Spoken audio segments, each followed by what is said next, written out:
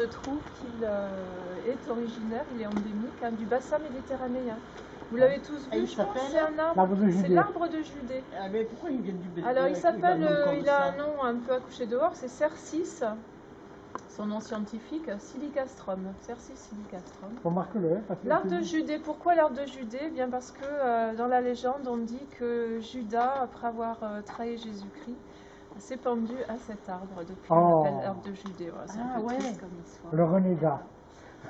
Donc c'est un arbre originaire du bassin méditerranéen. Alors celui-là, il pousse vraiment sur le bassin méditerranéen et c'est, on va en voir 3 ou 4 arbres qui sont vraiment d'ici. J'en ai un chez moi. Ouais. Près de la borne.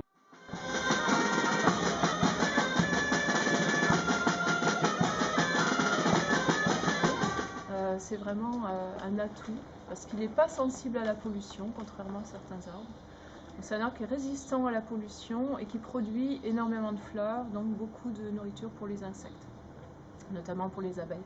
Donc qui dit abeille va dire, ça va attirer des insectes, donc les insectes vont attirer les oiseaux. Et puis il y a toute une chaîne alimentaire qui va se mettre en place dans le quartier.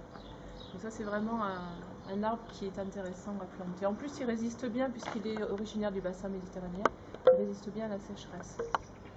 Et là, il faut planter ça, là, comment non, vous savez pas comment. Alors ça il faudrait voir avec les pépiniéristes, parce que les graines, c'est toujours assez particulier. Quelquefois, il faut que ça passe dans l'estomac de l'oiseau, par exemple le micocoulier qui est là-bas. Il faut qu'elle ait un passage dans le gosier de l'oiseau. Oui, je l'ai marqué, Vous connaissez les micocoules, vous en avez déjà C'est besoin de quartier, ça. Non, personne n'en a. Qu'est-ce que c'est? Alors il y a un petit fruit. Oui, oui. Oui, qu'on peut sucer, ça se mange, c'est un bien grand mot, manger. On peut sucer les micocoules, il y a un petit noyau à l'intérieur. C'est celui qui est au milieu? Celui-là, voilà.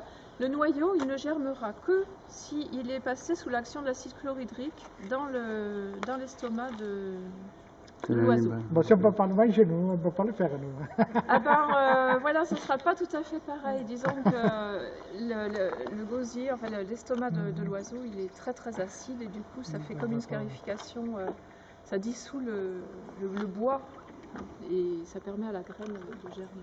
Ah ouais. Donc voilà, micocoulier, un arbre qui est originaire de l'Amérique. C'est marqué maison de quartier. C'est marqué. Donc par exemple, le peuplier, ils vont sortir d'abord les bourgeons et ils vont sortir les feuilles dans un second temps. Ça leur permet en fait de profiter du vent. Le pollen va se déplacer des bourgeons, donc des chatons mâles, et le pollen va pouvoir se disperser, alors que s'il y avait des feuilles, eh bien le pollen il resterait accroché dans les feuilles. Donc c'est des stratégies de dissémination pour la reproduction, alors que lui c'est un arbre qui est pollinisé par les insectes, donc il va sortir ses feuilles en même temps que ses fleurs. Voilà. Tout est réfléchi, enfin c'est pas réfléchi, c'est l'intelligence naturelle, mais tout a une raison d'être dans la nature. Voilà, la mycocoule, alors c'est un arbre qui était utilisé autrefois pour faire les fourches en mycocoulier. C'est un arbre qui était utilisé, d'ailleurs tous ils étaient utilisés, soit pour faire du fourrage, soit pour faire des manches d'outils. Il y avait des tas d'utilisations, on va en voir d'autres. Ouais, c'est vrai, je disais que vraiment dans ce quartier, la première chose moi qui m'a marquée quand je suis arrivée ici, parce que je pensais faire une animation sur les plantes, parce que c'est ma spécialité, mais j'ai été frappée par la diversité des arbres qu'il y a ici. C'est vraiment une richesse à conserver et à mettre en valeur. C'est très intéressant. C'est le prunus, alors à la base c'est le mirobolan, donc le prunier qui sert de porte-greffe à toutes les variétés de prunes. Alors celui-ci, il est arrivé tardivement parce que la plupart du temps, nous avons le prunier avec les feuilles vertes. Et celui-là, il a été amené au 19e siècle, à la même période, ce qu'on disait tout à l'heure. Au moment des grands parcs. Voilà, au moment des grands parcs. Il y a eu un engouement à un moment donné pour des variétés qui venaient d'ailleurs. Et donc le prunier en fait partie en 1880, il a été ramené. Et voilà, donc il a un fruit qui n'est pas tellement intéressant, mais il peut servir de porte-greffe. Donc c'est Prunus cerasifera, le prunier cerisier. Cerasifera, ça veut dire cerisier. Et on l'utilise en porte-greffe. Donc celui-ci, il est vraiment décoratif. Hein. Il est intéressant parce qu'il supporte aussi assez bien la pollution dans les villes. Alors on va aller en voir un autre là-bas, puis après on ira sur les bords de l'Aude. Ah, alors,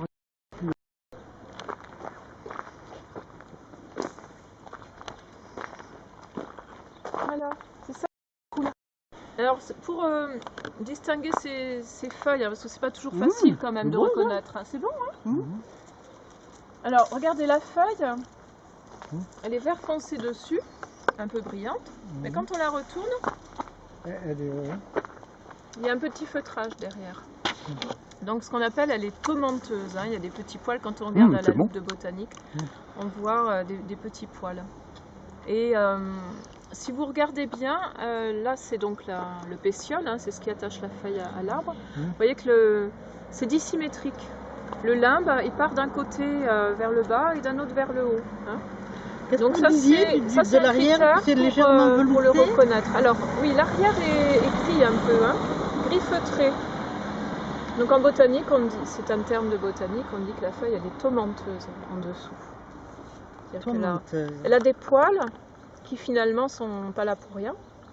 Ils sont là pour éviter l'évaporation. Ah ouais. Ça c'est une des stratégies de défense en botanique. On parle de stratégie de défense parce que bon, bien sûr les plantes et les végétaux sont sans arrêt agressés soit par le soleil, le vent. Et l'enjeu pour un arbre ou une plante, c'est quand même de garder l'eau. Oui, oui. Et pour garder l'eau, il y a des stratégies qui vont être très différentes selon les plantes. Il y en a qui vont faire comme par exemple les plantes grasses, qui vont avoir une enveloppe très épaisse voilà, pour garder l'eau à l'intérieur. Il y en a d'autres, comme beaucoup de plantes méditerranéennes, qui vont avoir un espèce de petit duvet comme ça, comme les cystes par exemple. Ceux qui connaissent les cystes blancs plus en garrigue, ils ont une petite enveloppe comme un feutrage, comme un duvet isotherme qui va finalement leur permettre de garder l'eau à l'intérieur. Donc lui il fait un peu pareil, c'est un arbre qui a donc voilà, un petit feutrage qui lui permet de garder son eau à l'intérieur. Voilà, on va se nourrir. Alors vous trouvez ça bon? Oui. Ça, à la fin, ça laisse un petit goût agréable. J'ai longtemps confondu les deux. La catalpa et Polovnia qui sont de ça. Voilà. Polovnia? Alors, celui-ci, c'est donc pas le catalpa, c'est l'autre. C'est Polovnia, ça s'écrit P-A-U-L-O-W-N-I-A. Polovnia. Alors là, on passe carrément en Chine. C'est un arbre qui est originaire de Chine.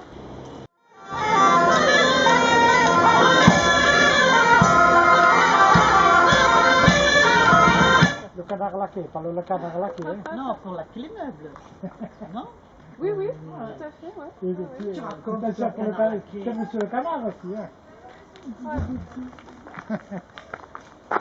Alors, Polovnia, moi j'ai un moyen mnémotechnique pour m'en souvenir. Polovnia, je pense à plusieurs graines, plusieurs. Il n'y en a pas au mien, il n'y en a pas, de canard. Il n'y en a pas? Non, non. Mais c'est celui-là? Parce que c'est vrai que la forme des feuilles ressemble au catalpa. Le catalpa est un peu plus grand quand même. Mais ça ressemble. Et il fait des fleurs, lui? Le catalpa, oui, mais pas du tout. Non, mais celui-là. Ah, celui-là, il fait des très belles fleurs, ouais. De quelle fleur? Une espèce de blanc, veiné de violet. Oui. Alors, c'est une plante toxique, hein. Enfin, c'est une plante, c'est un arbre qui est toxique, qui fait partie il me semble, des Scrophularias. Bon, je suis pas sûre de moi. Mais en tout cas, c'est sûr que c'est toxique. Il ne faut surtout pas s'amuser à consommer. C'est très, très fourni, hein. Ça, c'est quoi, ça? Alors, vous voyez, c'est un arbre qui a une feuille qu'on dit composée, hein, pas une feuille entière, composée avec trois folioles. Alors, curieusement, on ne s'attend pas à ça, mais en fait, c'est un érable. Habituellement, nous, on a l'habitude de connaître les érables rouges. Les feuilles d'érable avec au Canada, des feuilles entières palmées. Voilà, vous connaissez. Alors là, c'est un érable qui vient aussi d'Amérique, pareil. C'est l'érable Negundo, N-E-G-U-N-D-O. Donc le nom scientifique de l'érable, c'est Acer, A-C-E-R, Acer Negundo. Vous voyez, c'est quand même, il fait exception finalement dans la famille des érables parce qu'il a une feuille composée. Mais si on regarde le fruit, on reconnaît bien le fruit de l'érable. Hein, ils sont quasiment tous comme ça. En général, c'est ce qu'on appelle des 10 samars. Alors une samar, c'est ça, c'est une graine au bout avec une aile qui va permettre sa dissémination par le vent. Ça, c'est une samar. Et en fait, les érables, c'est toujours 2 samars collés l'une à l'autre. On appelle ça des 10 samars. Samar, vous écrivez ça? S-A-M-A-R-E. Les 10 samars. Voilà, donc là, on sait qu'on est bien dans la famille de l'érable. En fait, en botanique, on a classé tous les végétaux, les plantes et les arbres avec des critères d'identification qui sont basés sur la fleur et sur le fruit, mais pas du tout sur les feuilles. Parce qu'en fait, les feuilles, elles sont très souvent de tailles différentes, selon si l'arbre est bien nourri ou s'il a des conditions difficiles. La taille de la feuille va varier, alors que le fruit et la fleur ne varient jamais. Fruits et fleurs. C'est pour ça que les botanistes qui ont commencé à classifier les plantes, notamment Linné en 1750, au 18e, ils ont commencé à faire la classification des végétaux. Eh bien, ils se sont basés sur la forme du fruit et la forme de la fleur. Ce sont les seuls critères valables finalement pour classer les végétaux. Donc quand on voit ça, ben, on ne pense pas à érable. Quand on voit ça, on est bien sur un érable. Donc celui-là, il vient du Mississippi, bord du Mississippi. Donc voilà, on est passé de la Chine à...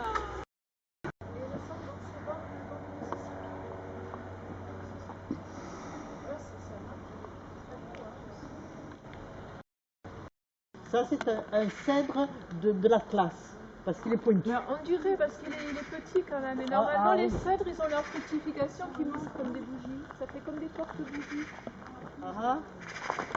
Est-ce qu'on les voit, les cônes? Non. Si, Si, en haut, peut-être en haut, oui. Ouais. Oui. C'est Oui.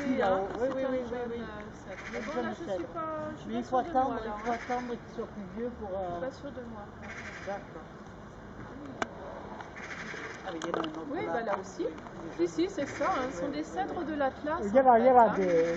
Alors, on voit les cônes, effectivement, qui sont bien dressés. Donc, c'est bien un cèdre de l'Atlas. Vous avez vu l'arbre, l'oiseau là qui est parti là. Et ça, c'est intéressant parce que ça pose le sujet de la biodiversité dans la ville. Plus il y a d'arbres dans une ville, plus il y a de biodiversité. Parce qu'il y a les insectes, il y a les oiseaux. Alors le cèdre de l'Atlas, comme je disais tout à l'heure, donc il vient du Maroc et de l'Atlas, il garde toujours le sommet pointu. Alors que le cèdre du Liban, quand il est à taille adulte, il va faire un plateau tout en haut. Sa cime, elle s'arrondit. C'est ce qu'on disait tout à l'heure. Donc celui-ci, il n'est peut-être pas encore à l'âge adulte, mais quand même, vraisemblablement, il va garder la pointe. Donc je pense que c'est un cèdre de l'Atlas. Ah, ce chic.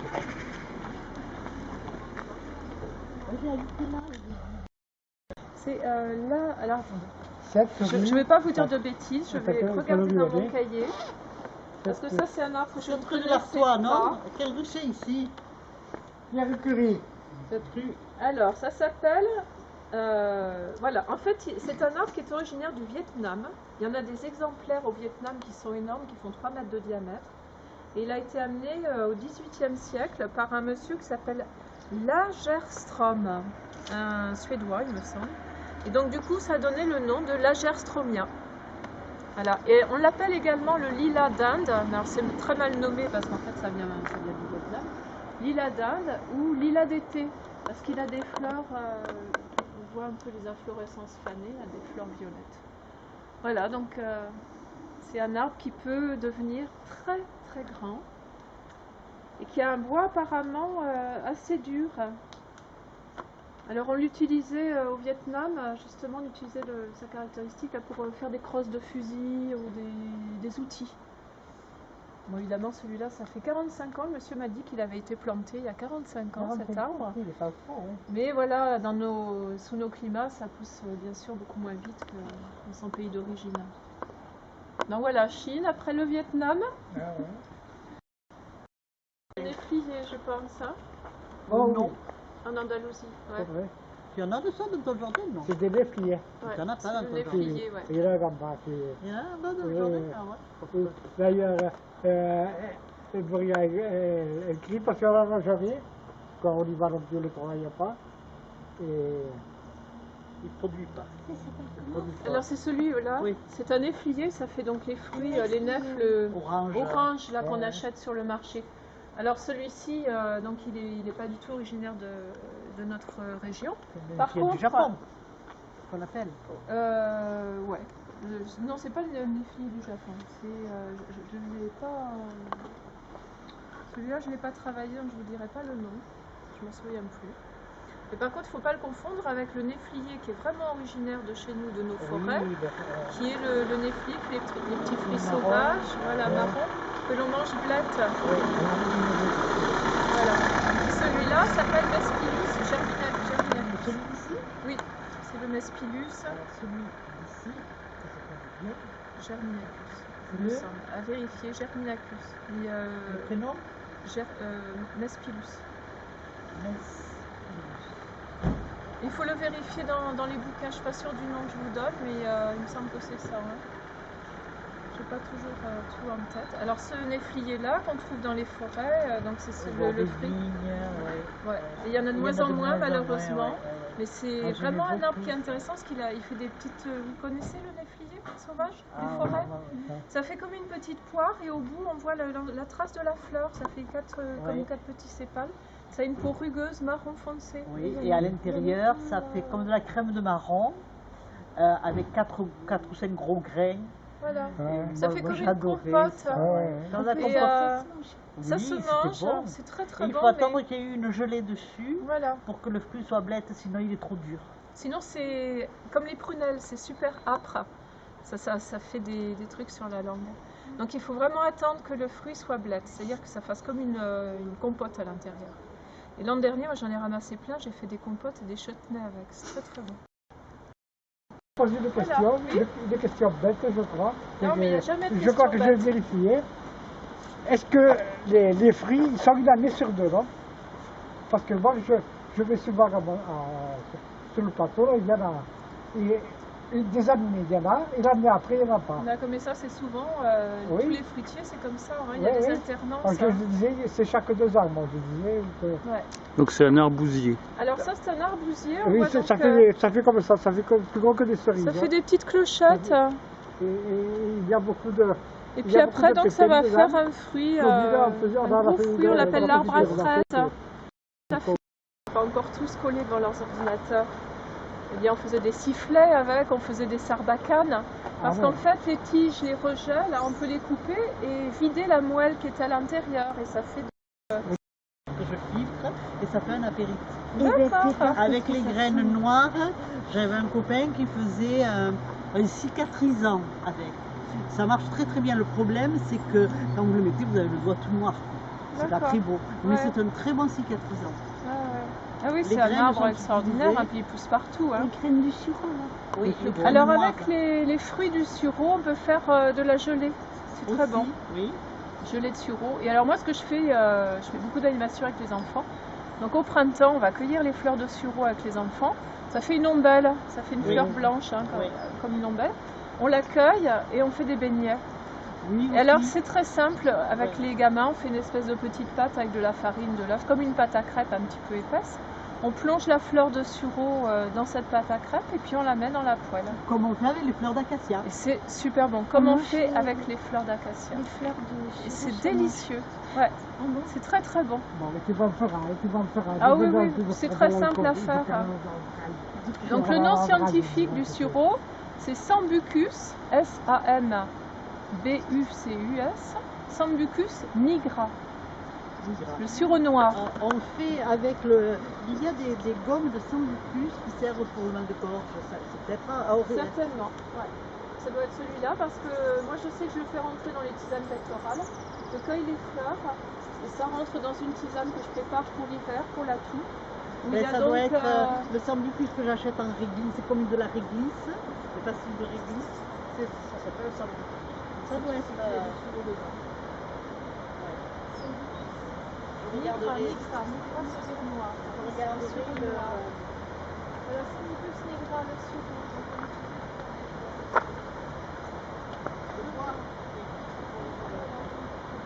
Ouais. Alors quand ça craque épaisse,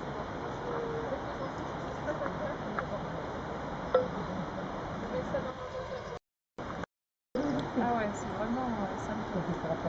Alors j'ai fait aussi du sirop de sureau avec les enfants. Et là il faut laisser le sirop de sureau. Vous connaissez? Non. Alors il faut laisser macérer les fleurs de sureau dans de l'eau de source, dans un pot en grès. On les laisse quelques jours, il ne faut pas que ça fermente. Et après on filtre et on rajoute du sucre, c'est excellent. Ah, Le sirop de sureau. on peut faire les beignets, les apéros, la gelée. Ah, c'est un arbre magique. Du sirop.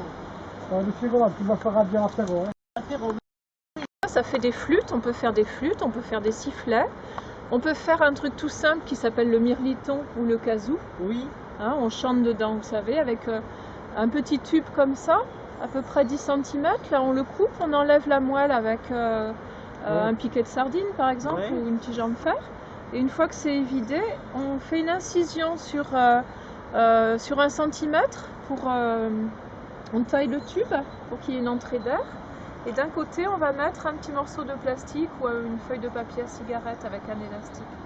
Et puis on souffle dedans et ça fait un kazoo, ça fait un instrument de musique qui est fait en 5 minutes. C'est très rapide à faire. Ouais. Comme dans un tube de bambou. Hein, pareil. Hein. Voilà, c'est le sureau, c'est pour vous montrer qu'il fait beaucoup de rejets. Et c'est ça qu'on utilise quand on veut faire des sarbacanes ou des jouets pour les enfants. Ce sont les rejets de sureau. Quand on le coupe à l'intérieur, il y a de la moelle, c'est cru. Oui. C'est un aulne.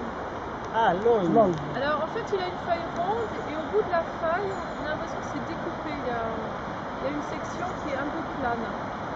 C'est l'aulne.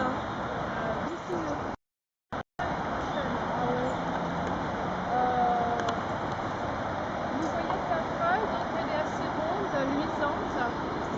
Et le bout est pas très rond, hein, surtout pas en pointe, hein, il est presque coupé droit.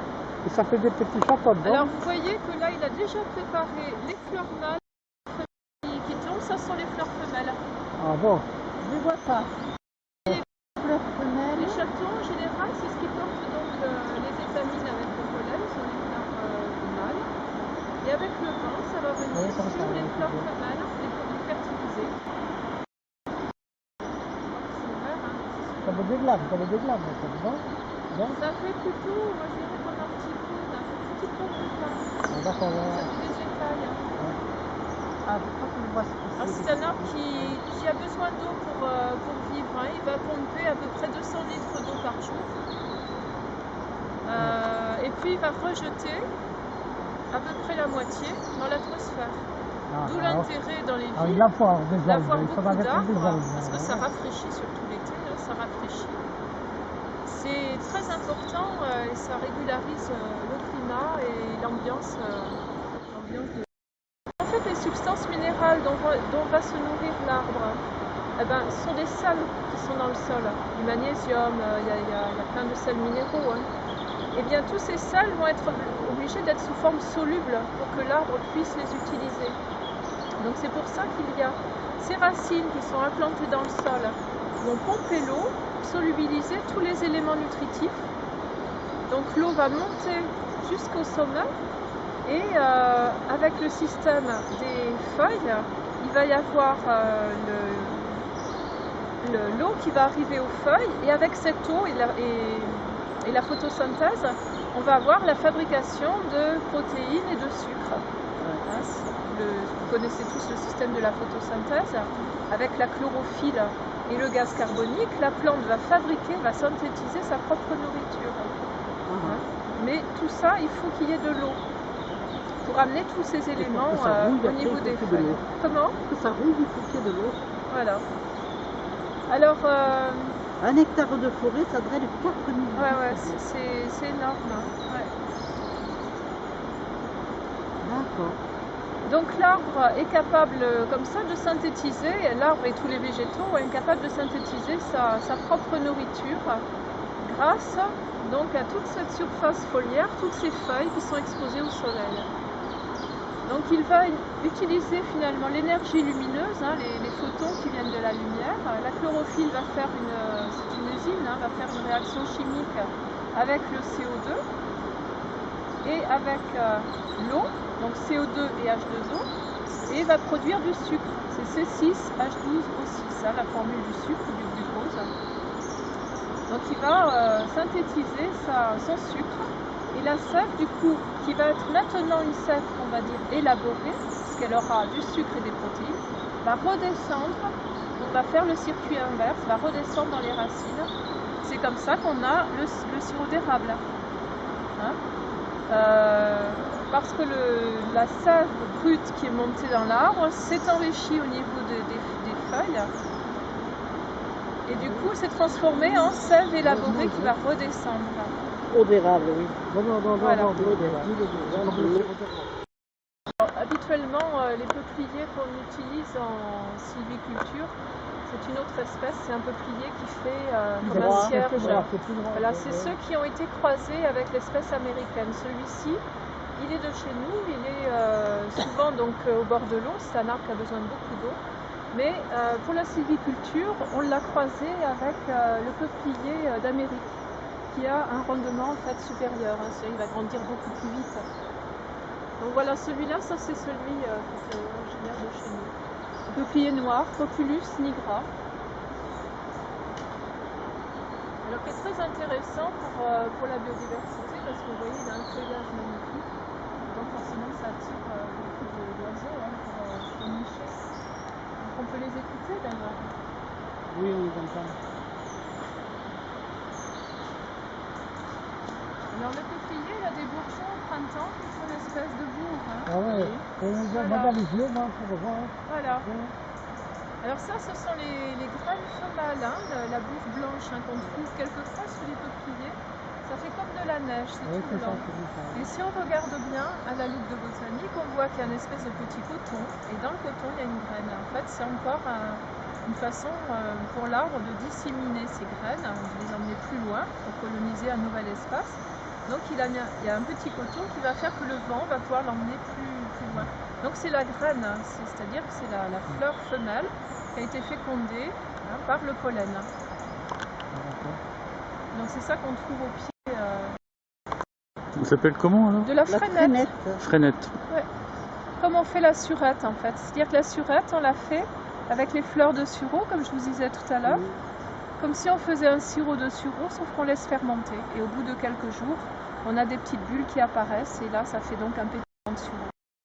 Ça, c'est aussi un sureau. Alors celui-là, il est toxique. Donc il faut apprendre à le reconnaître.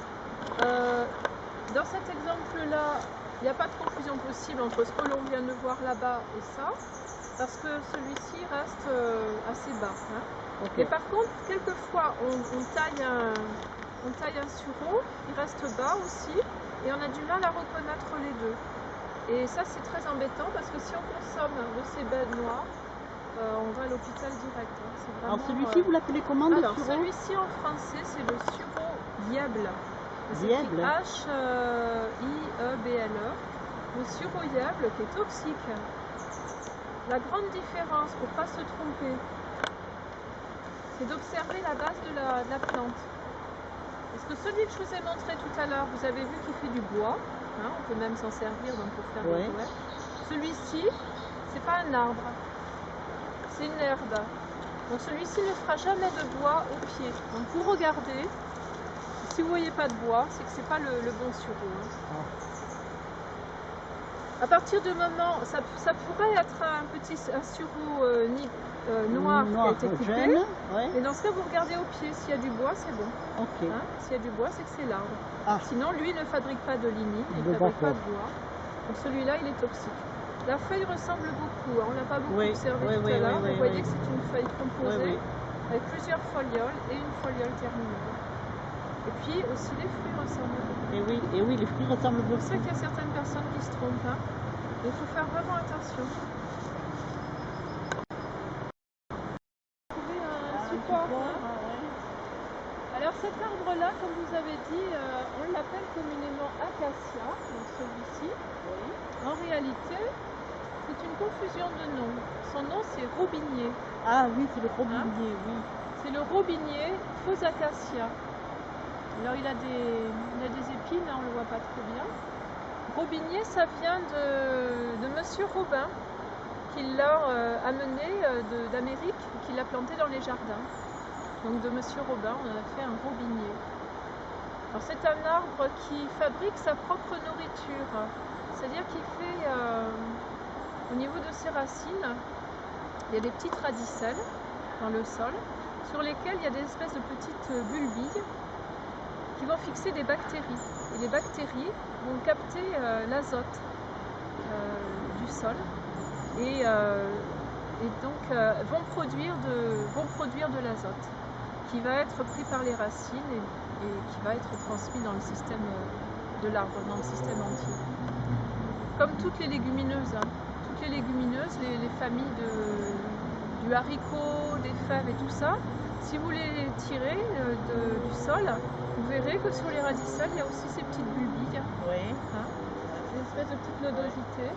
Et donc c'est là-dessus que se fixent ces bactéries pour fabriquer de l'azote. Ce sont des bactéries qui captent l'azote de l'air et qui le fixent au niveau des racines.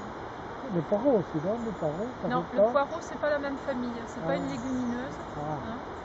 Ah. Donc le robinier fait partie de la famille des légumineuses. Hein. On voit qu'il fait des gousses. Donc ça c'est la caractéristique de cette famille. C'est un arbre qui fabrique sa propre nourriture, qui fabrique l'azote. Donc on s'aperçoit qu'en fait dans la nature on dit toujours que c'est la loi du plus fort. En réalité c'est pas du tout vrai. Dans la nature il y a certaines fois la loi du plus fort, mais la plupart du temps c'est la solidarité.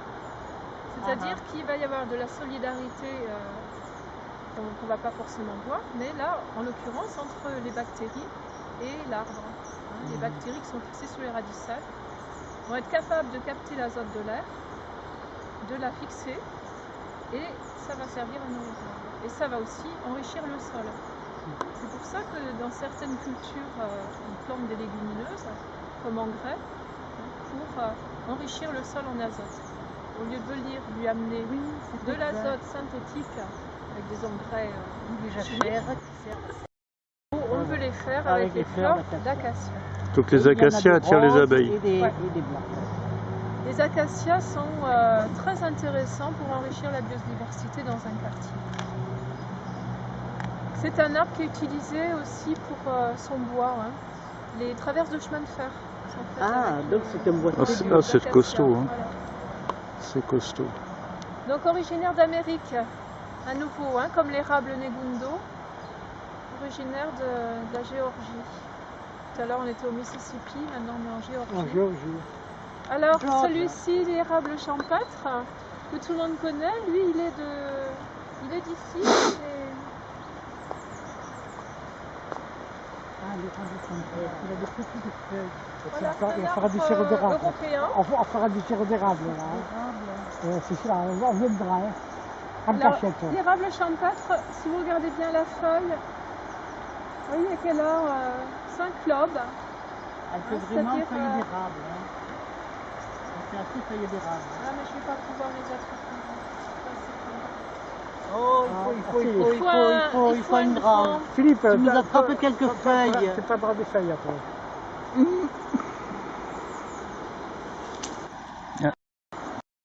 Parce qu'il y en a deux qui sont communs chez nous. Il y a l'érable champêtre, il y a l'érable de Montpellier.